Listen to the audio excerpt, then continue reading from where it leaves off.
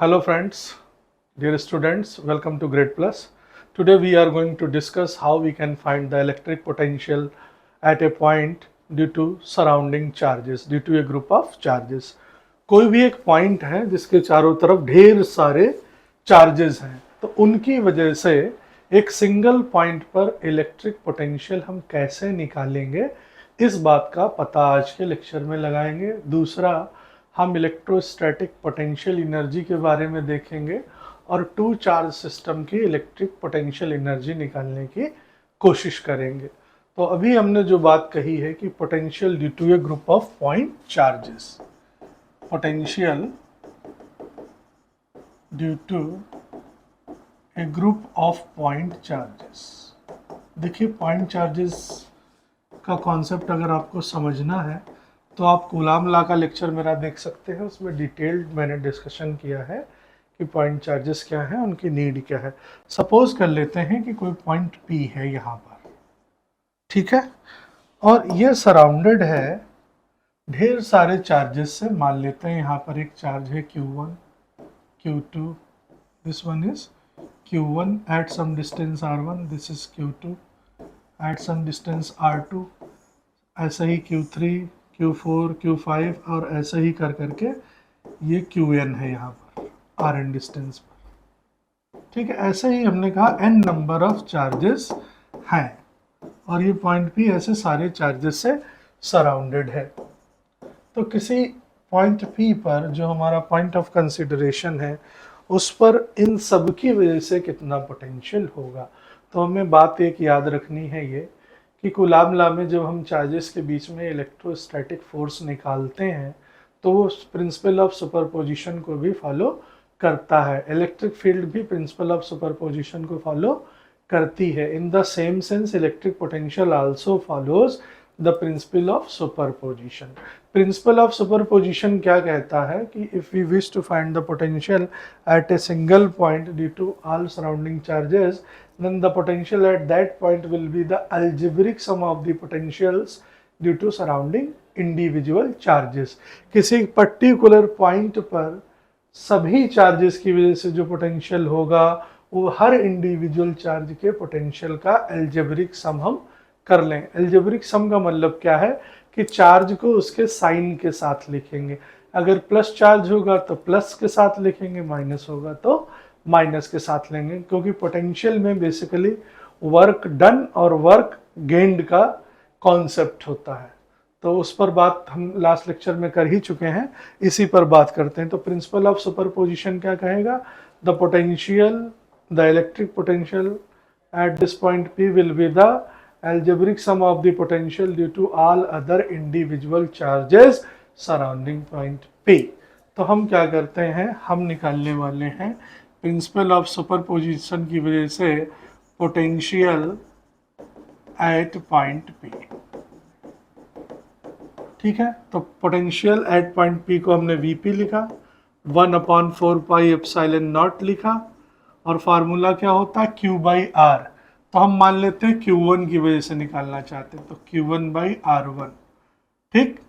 दूसरा आएगा, यही टर्म कॉमन रहेगा, बस Q1 की जगह पे हमें क्या लगाना है, Q2/R2 plus dash dash dash, और हमें कहाँ तक जाना है, n चार्जेस तक जाना है और Rn लिख देना है।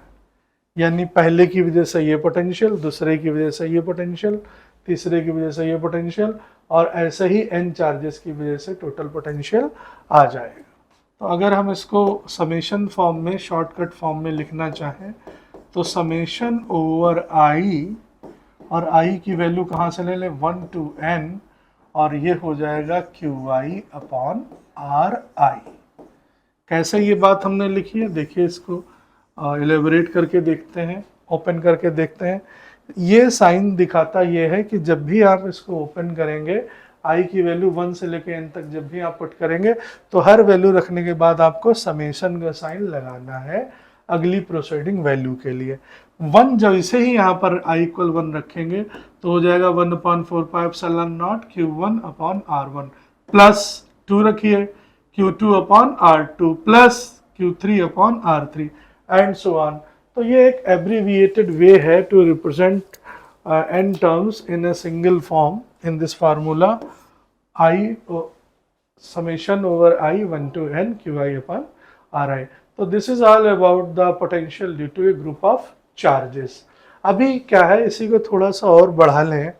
हमसे कोई कह देता है कि हमारे पास तीन तरीके की प्रॉब्लम है। हमारे पास डिस्क्रीट चार्ज भी है, मतलब टुकड़ों में जो चार्ज है बाय पार्ट्स। हमारे पास लीनियर डिस्ट्रीब्यूशन भी चार्ज का है,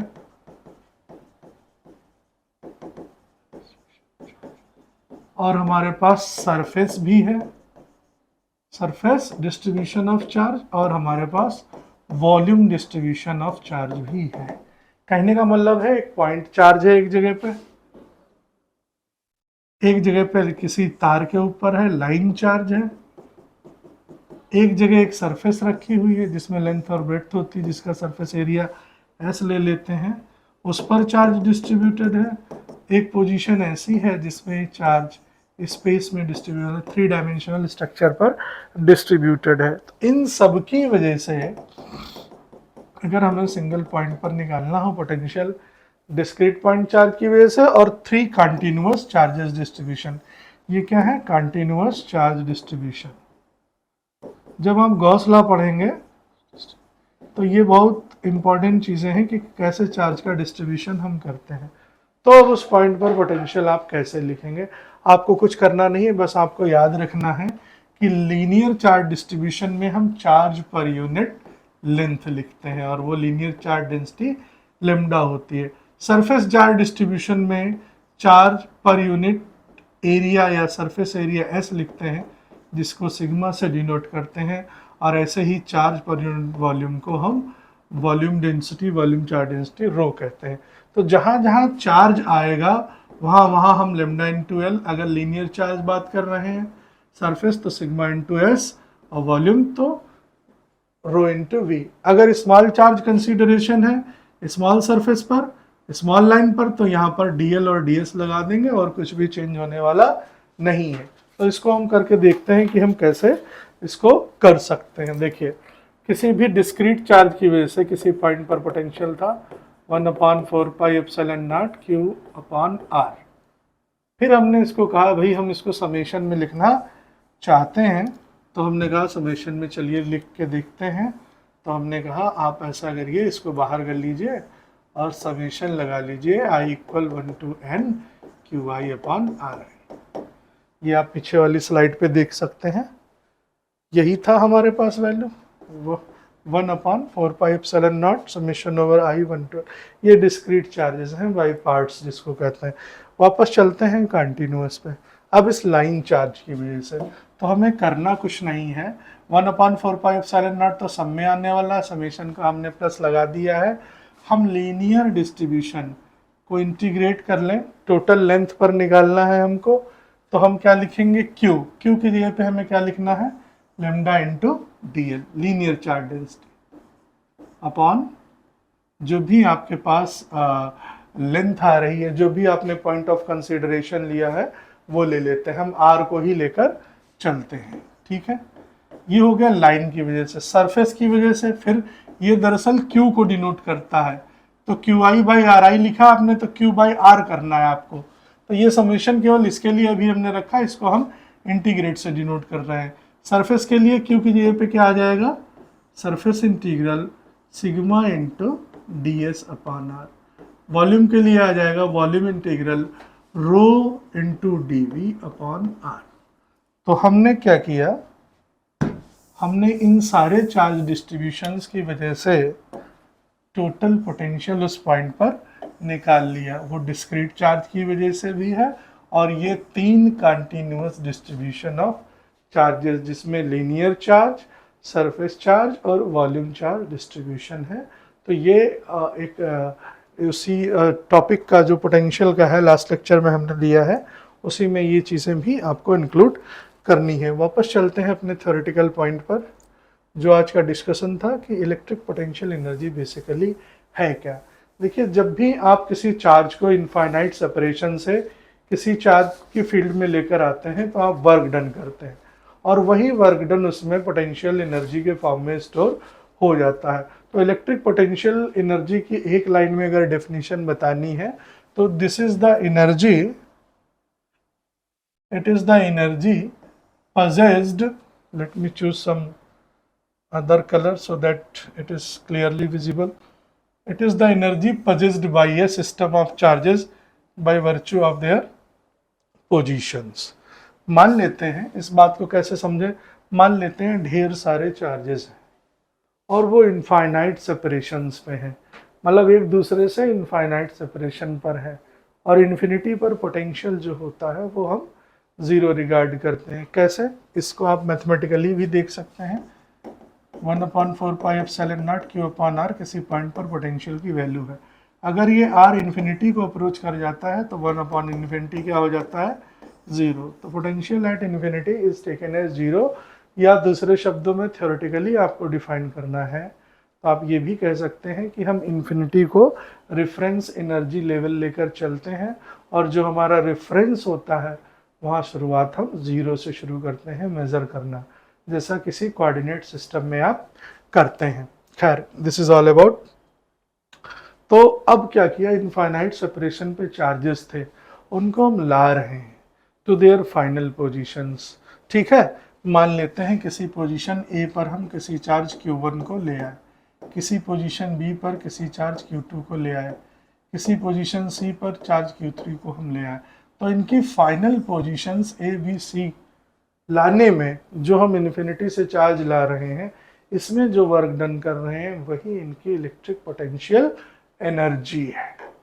क्या है, electric potential energy means it is the amount of work needed to bring the charges from infinite separations to their final positions. उन इनफाइनाइट सेपरेशन से फाइनल पोजीशन में लाने के लिए जो हम काम करते हैं वही हमारा इलेक्ट्रिक पोटेंशियल एनर्जी है।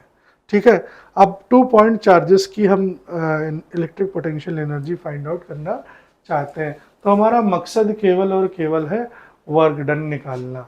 ठीक है, वर्क डन निकालने के लिए ध्यान रखिएगा कि पोटेंशियल बेसिकली क्या है, it is the amount of work done in bringing a unit test positive charge from infinity to a point in the field. अगर Q0 की वैल्यू 1 कूलाम हो जाए, यूनिटी हो जाए, तो V ही W है किसी पॉइंट पर। तो ध्यान दीजिएगा, हमें क्या निकालना है, W, और W जब भी आप निकालेंगे इस फार्मूले से क्रॉस मल्टीप्लाई करें तो पोटेंशियल इनटू चार्ज का फार्मूला आपको लिखना है। टेस्ट चार्ज हो या कोई भी चार्ज हो, यहाँ फॉर ए मोमेंट हम कंसीडर कर रहे हैं टेस्ट चार्ज है। तो हमने क्या किया, सबसे पहले Q2 कहाँ है, ये इन्फिनिटी पर है, इसको इन्फिनिटी से पॉइंट बी पर P2 पर, ये P1 है, ये P2 है, या हम इसको सिंपली A मान लेते हैं और इसको B मान लेते हैं। पॉइंट B पर, पॉइंट A पर सबसे पहले हम किसको लेकर आए, Q1 को। क्या हमने कोई वर्क डन किया, ध्यान से समझिए इस बात को।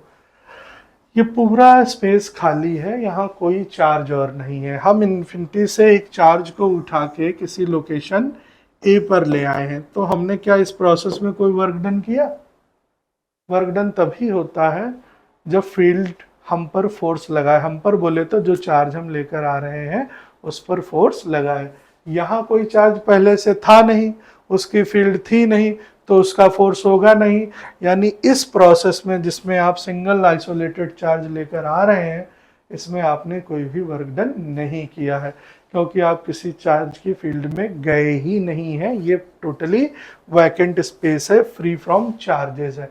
अब आपने जब Q1 को इस पोजीशन पर रख लिया है, तो इसने अपने सराउंडिंग स्पेस में एक इलेक्ट्रिक फील्ड क्रिएट कर ली है, और ये इलेक्ट्रिक फील्ड क्रिएट कर ली है, इसका मतलब ही यही है कि whenever you are trying to carry some another positive charge in its field, that charge will experience a force of repulsion।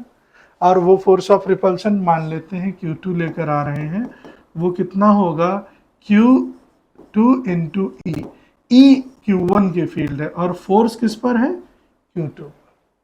Electric field पहले चार्ज की दूसरे चार्ज पर फोर्स लगाए, क्योंकि इलेक्ट्रिक फील्ड ही क्या है, measurement of force acting on unit charge.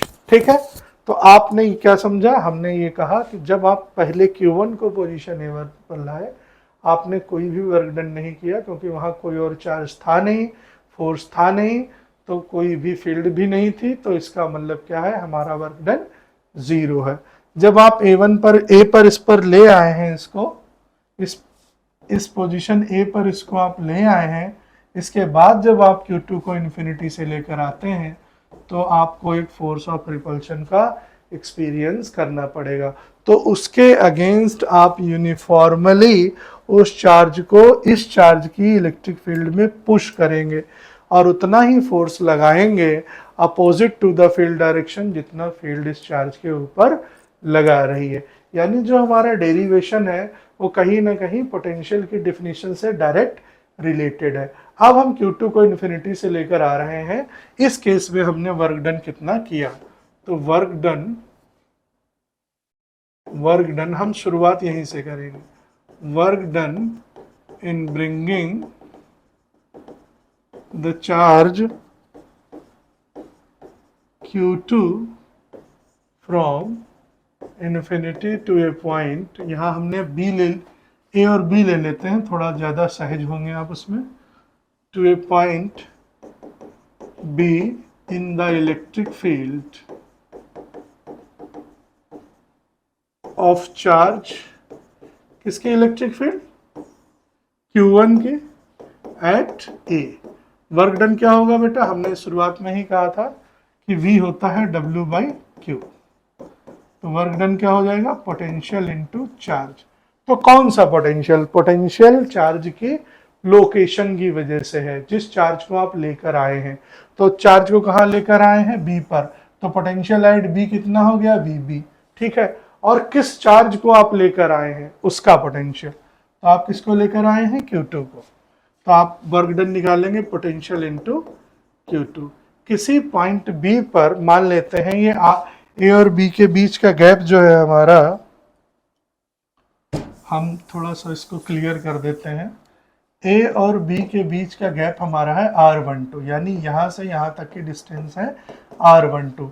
इस charge ने फील्ड सेटअप करी, इसने फोर्स लगाया, तो R12 डिस्टेंस पर पोटेंशियल कितना होगा, तो हम ये जानते हैं पोटेंशियल एट ए डिस्टेंस क्या होता है, 1/4πε0 Q/R। ये अभी हम लोगों ने डिस्कस भी किया था, मैं शो कर देता हूँ आप लोगों को। हम लोगों ने किया था ये, वापस चलते हैं इसके पहले वाली स्लाइड पे। ये देखिए, किसी सिंगल पॉइंट पर हम ये लेते हैं, अगर I1 ही रख लें इसको, तो सिंपली ये फार्मूला क्या हो जाएगा, 1/4πε0 Q/R। तो किसी डिस्टेंट पॉइंट पर जो पोटेंशियल है जो 2.4, ये हो गया 1/4πε0 Q/R। अब इसी को हम यूज कर रहे थे यहाँ पर। वापस चलते हैं अपने उस पर, लिखा हुआ हमारा मिट गया होगा, कोई बात नहीं।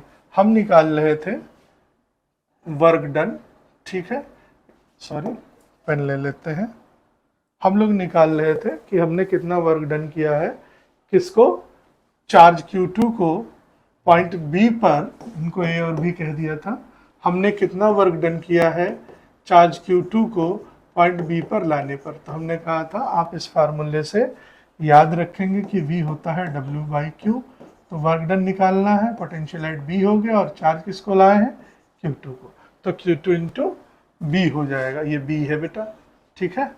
तो अब हमारा मकसद है डिस्टेंट पॉइंट बी पर इस चार्ज की वजह से कितना पोटेंशियल है उस पॉइंट पर। तो हमने कहा पोटेंशियल एट बी का फार्मूला अभी हमने क्या डिस्कस किया, Q/R। ये वैल्यू उठा के आप इसमें रख दीजिए, तो वर्क डन कितना मिल जाएगा आपको।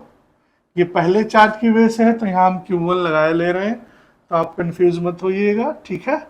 Potential due to Q1 at point B है ये, तो VB की वैल्यू हमने रख दी 1/4πε0 Q1/R, और Q2 पहले से मल्टीप्लाई में है। ये हमारा वर्क डन का फार्मूला है। वर्क डन ही किस फॉर्म में स्टोर होता है, इलेक्ट्रोस्टैटिक पोटेंशियल एनर्जी के फॉर्म में, इलेक्ट्रिकल पोटेंशियल एनर्जी के फॉर्म में। तो ये जो फार्मूला हमने डराइव किया है Q2 को फील्ड में लाने के लिए Q1 के, तो यही वर्क डन इसकी पोटेंशियल एनर्जी के फॉर्म में स्टोर हुआ है। This work done is stored, थोड़ा सा, is stored in the form of electrical potential energy, और उसको लिखते हैं यू से। दैट इज यू कितना हो गया हमारा, दो चार्ज सिस्टम के लिए कर रहे थे तो हमारे लिए हो गया Q1 Q2 अपॉन R। तो this is all about the electrical potential energy. और R अगर इस डायग्राम में देखें तो R की जगह पे हमें क्या रिप्लेस कर देना चाहिए, R12। तो यहाँ हम R12 डिस्टेंस लिए हैं तो R12 करे दे रहे हैं। 1-2 सिंपली आपको ये रिमेंबर कराता है कि आप दो charge system two charge system के लिए कंसर्न है। एक बार इसको अच्छे से देख लीजिए, मैं स्क्रीन से थोड़ा साइड हो जा रहा हूँ, ठीक है। तो सारा खेल है इलेक्ट्रिकल पोटेंशियल एनर्जी को बनाने में वर्क डन का। और ध्यान ये रखना है पहले स्टेप में जब आप Q1 को लाएंगे तो आपका वर्क डन 0 होगा, क्योंकि Q1 एक आइसोलेटेड चार्ज था, वहाँ पहले से कोई फील्ड नहीं थी तो फोर्स का एक्सपीरियंस नहीं करेंगे, और जहाँ फोर्स नहीं है वहाँ वर्क डन तो संभव है ही नहीं, ठीक है। तो ये बात यहाँ पर ख़त्म हो गई। सारा का सारा हमने केस किया है कि जब हम Q2 को लेकर आते हैं तभी हम पोटेंशियल एनर्जी की बात करते हैं। दूसरा नोट क्या रखना है कि if there are two isolated charges जो पॉजिटिव है, हम कह रहे हैं if two charges are of same sign, ठीक है। नोट हम ये बता रहे हैं if the two charges are of same sign, अगर चार्जेस सेम साइन के हैं तो पोटेंशियल एनर्जी हमेशा पॉजिटिव ही लेनी है, will be taken as positive. ये कैसे समझेंगे आप, देखिए इसमें क्या है, एक्सटर्नल एजेंट जब भी फोर्स ऑफ रिपल्सन के अगेंस्ट एक चार्ज को पुश कर रहा है, ये इधर फोर्स लगा रहा है, हम जबरदस्ती पुश कर रहे हैं, तो ये जो हम वर्क डन कर रहे हैं इसमें ये स्टोर्ड हो गया पोटेंशियल एनर्जी के फॉर्म में। नेचर ऑफ फोर्स क्या है रिपल्सन का, the moment I leave this charge will run away due to force of repulsion between them. जैसे ही इस चार्ज को हम छोड़ेंगे अपना फोर्स हटा के, वैसे ही चार्ज ये भाग जाएगा, वो पोटेंशियल एनर्जी काइनेटिक एनर्जी में कन्वर्ट होगी। तो इस तरीके से वर्क हमें ऑब्टेन होगा, हमें करना नहीं है चार्ज के ऊपर। ये वैसा ही है कि आप एक स्प्रिंग को ऐसे कंप्रेस करिए, the moment you release the fingers the spring will expand, quickly expand. तो जो आपने पोटेंशियल एनर्जी इसमें स्टोर करी है वो एक्सपेंशन की काइनेटिक एनर्जी में कन्वर्ट होकर खर्च हो जाएगी। ऐसे ही ये जो चार्ज आप जबरदस्ती फिल कर रहे हैं, जैसे ही आप हाथ जो भी फोर्स आप अप्लाई कर रहे हैं हटाएंगे वो चार्ज भाग जाएगा। तो दो अगर पॉजिटिव चार्जेस सेम साइन के चार्जेस हैं तो पोटेंशियल एनर्जी हमें पॉजिटिव लेनी है, और इसी का उल्टा कि अगर अपोजिट साइन के हैं तो पोटेंशियल एनर्जी हमको नेगेटिव लेनी है। दूसरा क्या है, if the two charges are of opposite sign then potential energy will be negative. इस बात को कैसे समझें, देखिए आप प्लस के फील्ड में माइनस को जैसे ही रखेंगे ये इसको अट्रैक्ट कर लेगा, आपको कोई वर्क नहीं अभी करना पड़ा। लेकिन जब ये दोनों कंबाइंड है, ये प्लस इस माइनस से ऐसे कंबाइंड है, energy is needed, work is needed to separate these charges. Restrain करने में आपको ताकत लगानी पड़ेगी। तो work is done on the charges, यहाँ पर वर्क डन चार्जेस पर आपको खुद करना है ताकि हम उनको रिस्ट्रेन कर सकें, सेपरेट कर सकें। इसलिए इनकी पोटेंशियल एनर्जी कैसे लेंगे, नेगेटिव, और ऊपर वाले के केस में हमको लेनी है पॉजिटिव। दूसरा, जैसे आपने ये देखा कि पहले हम Q1 को ले आए किसी पॉइंट A पर, फिर हम Q2 को लाए पॉइंट B पर। अब कोई ये भी कह सकता है कि नहीं, पहले हम Q2 को लाएंगे A पर, फिर Q1 को लाएंगे, फिर Q3 को लाते रहेंगे। तो इस बात से कोई लेना देना नहीं है कि ऑर्डर ऑफ अरेंजमेंट क्या है, किस ऑर्डर से आप लेकर आ रहे हैं। तो potential energy of A charge system is independent of the order of assembly of charges. Charges की असेंबली का जो ऑर्डर है उससे इंडिपेंडेंट है पोटेंशियल एनर्जी। किसी भी चार्ज को आप लेके आइए, बट ये ध्यान आपको रखना है कि जो पहला सिंगल आइसोलेटेड चार्ज लेकर आ रहे हैं उसको लाने में आपने कोई वर्क डन नहीं किया है, क्योंकि वहाँ कोई फील्ड थी नहीं। अब वो जब एक आ गया तो बाकी लोग जब उसके इलाके में आएंगे तो उसकी फील्ड का फोर्स एक्सपीरियंस करेंगे। तो इस बात को अगर ये ध्यान रखेंगे आप तो ये बहुत आसानी से हो जाएगा। दूसरा, जब पोटेंशियल इलेक्ट्रिक पोटेंशियल आपने किसी पॉइंट चार्ज की वजह से पढ़ा, कल प्रीवियस लेक्चर में हमने दिया था, तो हमने ये देखा था कि पॉइंट चार्ज की वजह से जो पोटेंशियल होता है वो स्फेरिकल सिमेट्री रखता है। अगेन हम उसी फार्मूले पे चलते हैं, क्योंकि यहाँ से एक नया कॉन्सेप्ट अराइज होता है। मैं उसी थ्योरी पर चलता हूँ आपकी। देखिए क्या है, अगर ये सारे चार्जेस इस पॉइंट P से इक्वल डिस्टेंस पर हैं, यानी R1 R2 के इक्वल है, R2 R3 के इक्वल है, सारे आपस में इक्वल हैं, तो सबको अगर लोकेट कर लें, आप लोकस ले लें, तो आप एक यूनिफॉर्म रेडियस का, एक ही रेडियस का स्फेरिकल सरफेस इमेजिन कर सकते हैं। यानी इस पॉइंट से चाहे आप यहाँ जाइए इस लोकेशन पे, कलर चेंज कर लेता हूँ, चाहे आप इस लोकेशन पे जाइए, चाहे इस पर जाइए, इस पर जाइए, इस पर जाइए, सब जगह आपको पोटेंशियल सेम मिलने वाला है, क्योंकि डिस्टेंस r वेरी नहीं कर रही है। तो हम क्या खींच सकते हैं, equipotential surface due to a point charge, और वो कैसी है, स्फेरिकली सिमेट्रिक। देखिए इधर पॉइंट चार्ज को अगर हम सेंटर मान लें, पॉइंट चार्ज को हमने क्या मान लिया हुआ है, सेंटर, तो हमने कहा कि इससे r डिस्टेंस पर पोटेंशियल की वैल्यू थी 50 वोल्ट, 30 वोल्ट मान लेते हैं, कुछ भी थी।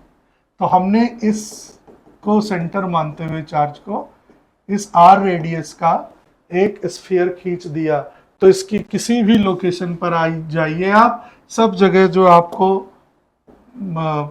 मिलेगा पोटेंशियल वो 30 वोल्ट का ही मिलेगा। तो जब हर एक पॉइंट पर पोटेंशियल सेम हो गया तो इस सरफेस को बोल देते हैं हम इक्यू पोटेंशियल सरफेस। क्या बोलेंगे, इक्यू पोटेंशियल सरफेस। मान लेते हैं हमें आगे जाना है, हमने थोड़ी सी रेडियस इसमें और बढ़ा दी, हमने r की r पहले मान लेते हैं 5 सेंटीमीटर था, अब हमने 2 सेंटीमीटर और बढ़ा के r को कर लिया है 7 सेंटीमीटर। फिर हमने एक सर्किल खींच दिया, ठीक है, समझ रहे हैं, डिस्टेंस कम तो पोटेंशियल ज्यादा, डिस्टेंस ज्यादा तो पोटेंशियल कम। अब ये होगा 20 वोल्ट, पहले से कम हो गया। तो इस पॉइंट पर आप कहीं भी जाइए, हर जगह आपको वही 20 वोल्ट मिलेगा, किसी भी लोकेशन पे जाइए। तो ये जितना भी स्फेरिकल सिमेट्री आपको दिख रही हैं, ये सारी की सारी क्या डिनोट करती हैं, इक्यू पोटेंशियल सरफेस। तो पॉइंट चार्ज की वजह से स्फेरिकल सिमेट्री होती है, और ये इक्यू पोटेंशियल सरफेस जो है यहाँ पर ऐसे खींचते हैं। तो इक्यू पोटेंशियल की शॉर्टकट में अगर हमें डेफिनेशन देनी हो तो हम क्या दे सकते हैं, वापस चलते हैं अपने टॉपिक पर, इसमें देखते हैं कहीं इक्यू पोटेंशियल सरफेस है। ये तो 3 चार्ज सिस्टम हो गया, ये पोटेंशियल एनर्जी हम डिस्कस कर रहे हैं। थोड़ा सा इसमें जो है ज़्यादा इंटरप्रिटेशन है, तो थोड़ा सा थ्योरी को कम ध्यान में रखते हुए हम वापस अपने उसी पॉइंट पर चल रहे हैं जो हमने ड्रॉ किया था, बाद में देखेंगे उसको। इक्यू पोटेंशियल जैसा नाम सही है, a surface at every point on which the potential is same is called as equipotential surface.